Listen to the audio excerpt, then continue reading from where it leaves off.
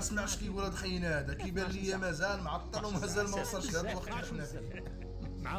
لو عندنا اطماع فيكم 12 ساعه 12 ساعه ساعه بزاف 12 وبزاف مع درك التطور تاع الجيش 12 ساعه بزاف مع اسكندر والله ما يقدروا يتحركوا والله ما يردوا كرتوشه يخافوا والله ما يردوا كرتوشه وكي نقول نحلف لك بالله التاريخ.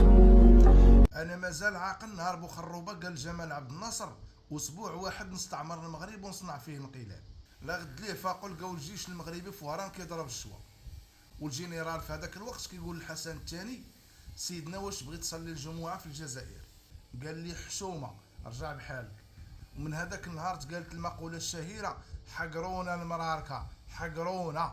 قبل ما تقولوا هذه الهضره وتدعيوا القوه وانكم قوه ضاربه رجعوا شويه للتاريخ غادي تلقى ان محمد الخامس والحسن الثاني هما اللي حركم من الاستعمار الفرنسي. ونزيد نقول لك ان 12 ساعه ما كافياكش باش تجيب كارطوشه حليب.